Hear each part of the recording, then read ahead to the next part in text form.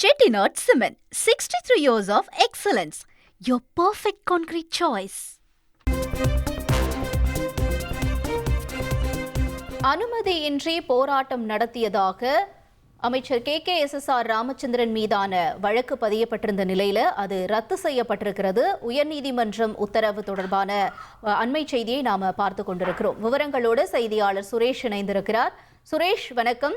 இவர் மேல பதியப்பட்ட இந்த வழக்கு தொடர்பான பின்னணி காரணத்தையும் தற்பொழுது இருக்கக்கூடிய உத்தரவையும் பதிவு செய்யுங்க.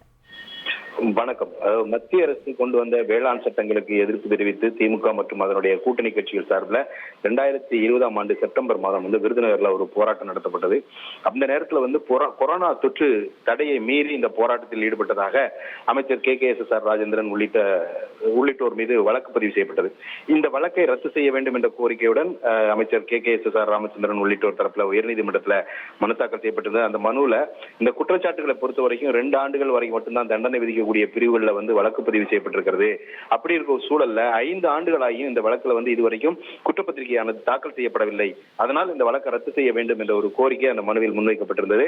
இதை ஏற்றுக்கொண்ட நீதிபதி ஜெகதீஷ் சந்திரா அமைச்சர் KKSSR ராமச்சந்திரன் உள்ளிட்டோருக்கு எதிரான இந்த வழக்கை ரத்து செய்து உத்தரவிட்டிருக்கிறார்.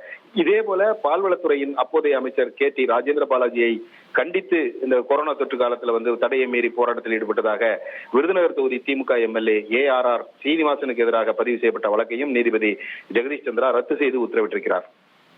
தகவல்களுக்கு நன்றி Suresh. Chettinad Cement, 63 years of excellence. Your perfect concrete choice.